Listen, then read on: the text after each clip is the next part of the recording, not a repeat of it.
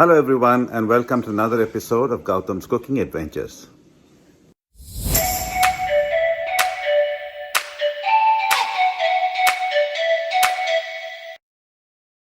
In this episode, we'll walk you through the steps to make sambar in an instant pot. As always, you will find a copy of the ingredients list in the description below this video. Please like this video, subscribe to the channel, and click on the bell icon to be notified of all of your future episodes. Thank you. Cut the eggplant into desired sizes and then put them in a bowl of water to avoid it from discoloring.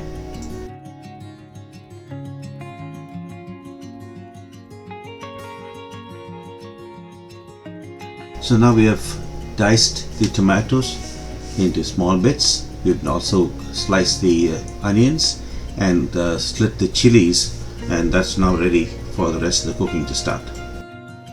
Now in the instant pot, I'm just going to take the cup of Toor Dal that I have showed you before, and I'm going to cook this in just plain water at this point of time. So I'm going to put into this, I'm going to put approximately 3 to 4 cups of water. The ideal thing would be about 2.5 inches above the level of the dal here, and I want to cook this nice so that I can make it mushy later on to make the sambar.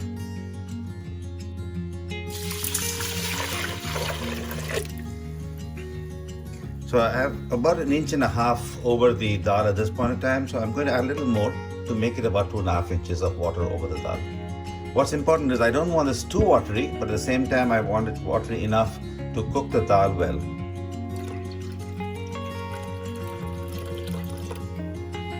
So I have the instant pot and I'm setting to soup and broth mode. I can set it for 25 minutes. So I'm just going to change this to 25 minutes. As you can see, it's normal mode, and I'm just going to put the cover on.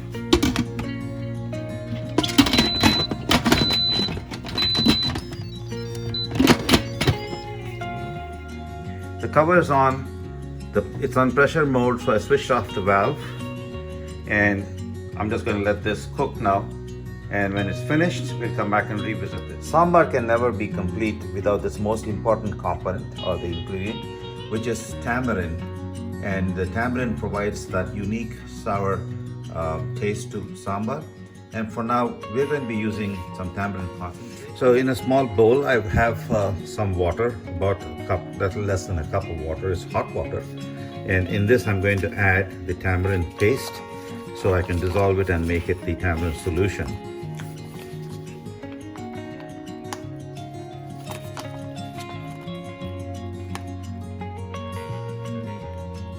Now this is a thick concentrate, so it's not easy to get it out.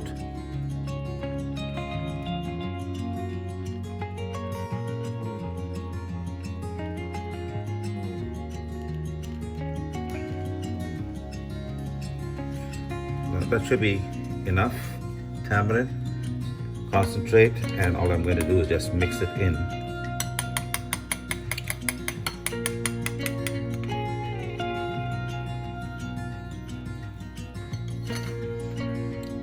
I will allow it to soak a little bit and then mix it further in and get back to you and show you later the end result. As you can see that I've now completely mixed the tamarind paste into the water. It's now become a nice brown solution, and this is what will be added to the sambar at a later stage. The instant pot just completed its cooking of the dal, and now it's gone into a keep warm mode. I'm now going to allow it to cool it just a little bit before I open it up and then check on the dal. I'll mash it up and then later on start the whole process of the complete sambar. I've opened the vent to allow the pressure to escape, so that it gives me the opportunity to open the lid and check on the dal. Please be careful when you open the pressure valve. The steam that exits can easily burn you, and so ensure you don't come in contact with it. The steam is completely exited. I'm now going to open the top and check on the dal.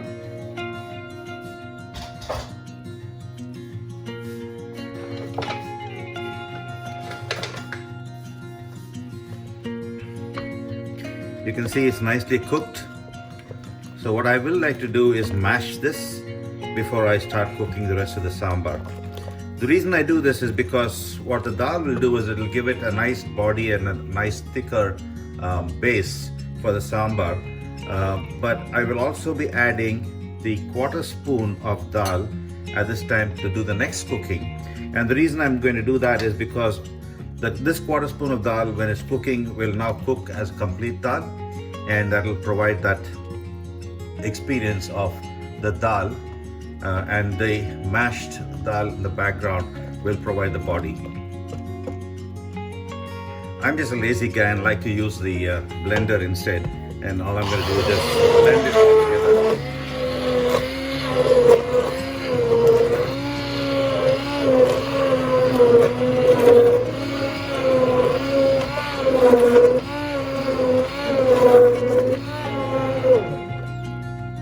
That's it. I've blended it.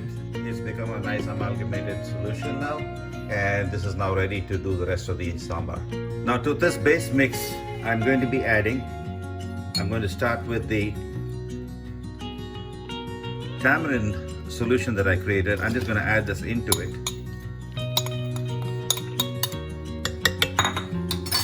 I'm going to follow that up with the 1/4 spoon of Toor Dal, or the dal that I kept aside.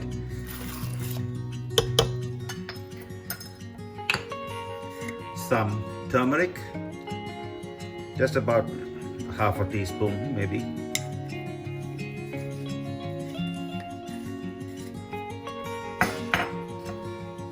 Some salt to taste, and this is about a spoon of salt here. Always make sure that you add less salt in the beginning. You can always add salt at the end as well. So even if you are short of salt when you finish with the cooking, you can always add salt to the final result to bring it up to your requirement. So you'll notice that it's become a slightly darker color now. That's because of the tamarind that we put in. And the last thing I'm going to do is add a tablespoon of sambar powder. In this case, this is sambar powder that I've made, and it is labeled as such. I will have a separate episode teaching you how to make your own sambar powder, but you could easily go out to the market and pick up a good sambar powder from any Indian store. Now when I added the sambar powder to it, it will tend to get lumpy, so you just want to ensure that you mix it up nicely till all the lumps are gone, broken up the lumps so that it cooks evenly, otherwise it will cook in a lump. Now to this mix, I'm going to be adding the cut vegetables that I've cut, the chilies, the onions, and the tomatoes. In no particular order, you can go whichever way you want, it doesn't really matter. I just cut them up separately just to show you, but you can just dump them all together. And last but not the least is the vegetable of choice that you want to flavor the sambar with. In today's case, I'm making it with eggplant. This is the eggplant that I cut from before. I did cut some additional small purple eggplants as well, and that's why they're a different shape.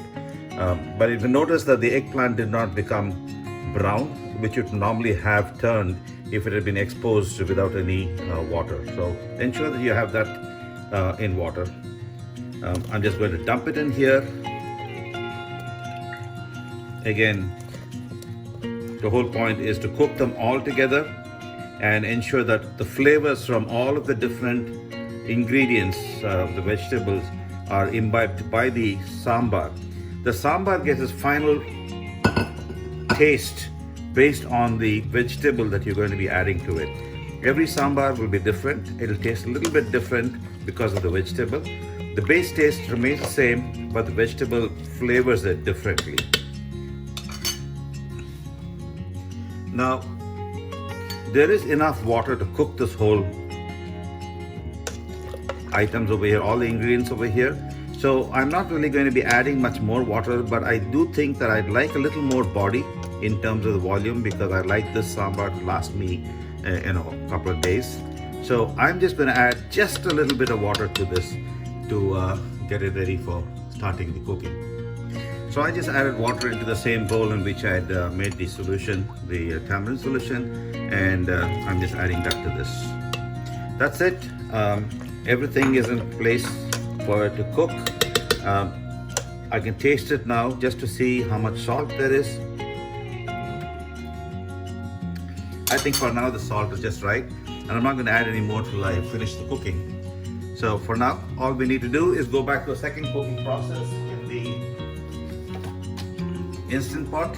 I'm putting the lid back, closing it, and I'm going to set it again to soup broth mode and set it for the same 25 minutes that I had set it previously to cook the dal in. So in this time, it's going to recook the new dal. It's also going to cook the old dal, and it's going to cook all the vegetables, and that way it completes the cooking for the sambar. I'll see you again in a little while once we are finished with the cooking. The cooking time can depend on how you want your vegetable to be. If you want it to be not completely mushy and fully cooked, and you want it to be slightly crunchy, you can reduce the cooking time to maybe 20 minutes, 18 to 20 minutes. In my case, we just like to have the vegetables, especially the eggplant, fully soft when we are eating it, and so that's why we're setting it to a 25-minute cycle. Again, like I said, anywhere between 18 and 25 minutes would be fine. So the new cook cycle is complete.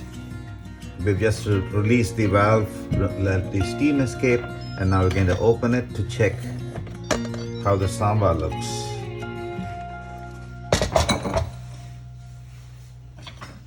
So as you can see, it's all cooked well. The eggplant has cooked nicely. You can see the dal as whole dal as well, which is why I put in the second piece of dal after cooking the first lot. Everything is nicely done. It smells good. We're going to taste.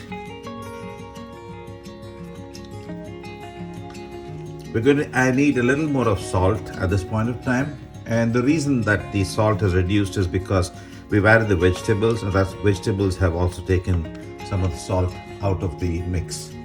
So we will add just a little bit of salt at this point of time, just to the amount that we want from a taste standpoint. I'm adding about another half teaspoon of salt into the mix. Again, as a golden rule for cooking, always add salt in small quantities. It's easier to add than to take away. And you want to give it a quick mix, and then another taste just to ensure that the salt is right. We've reached definitely a good level of salt, but we probably could use a little more salt. But I'm going to do the seasoning first, because the seasoning will also change the salt content somewhat.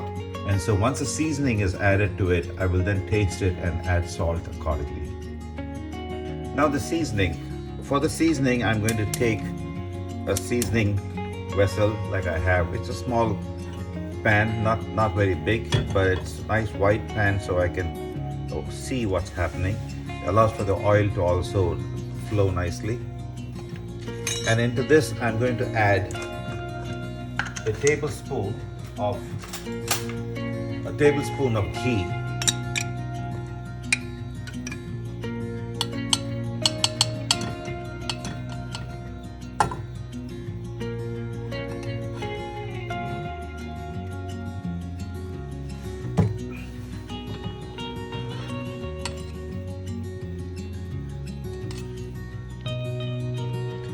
I'm going to allow this ghee to melt completely.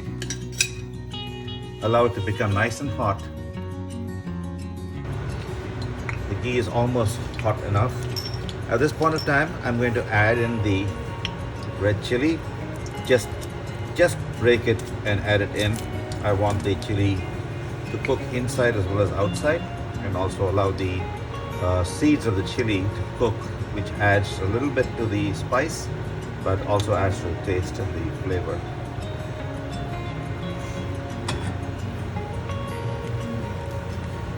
Now as this chili cooks, it's going to bloat like you see now. It is ready.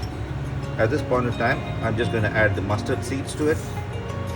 and I'm going to allow the mustard seeds to cook and crackle. It's important that the mustard seed crackles, otherwise it will make it bitter.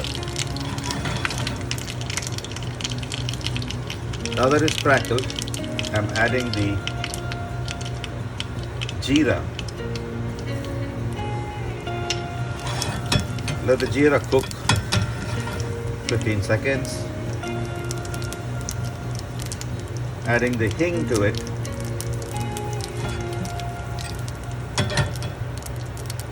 And now I'll finish it off. I've switched off the flame.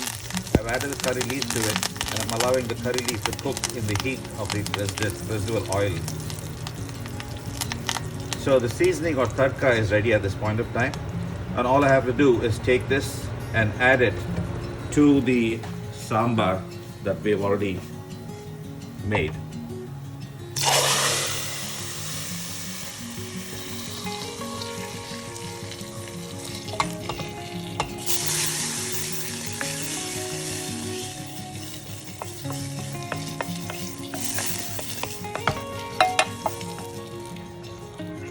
And now that we've completed that, the sambar is ready in all respects. Just give it a quick stir, blend the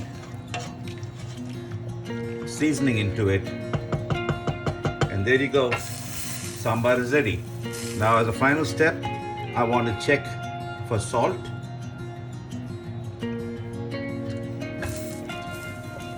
I'm going to add just a little bit, maybe a quarter spoon of salt into this, just to give it that little additional saltiness that I need, and sambar will be ready.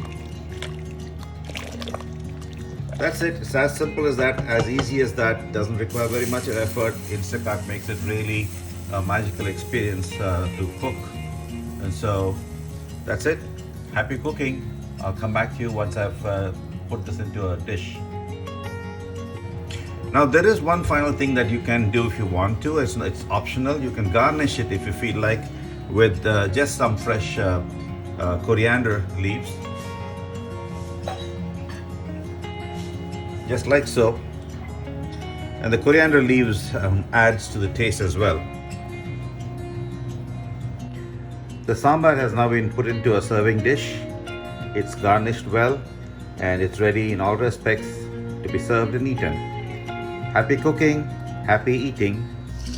We hope you enjoyed watching this video. Look forward to any suggestions or comments from you, and please do keep supporting us. Thank you for watching. Please like this video, subscribe to the channel, and click on the bell icon to be notified of all of your future episodes. Thank you.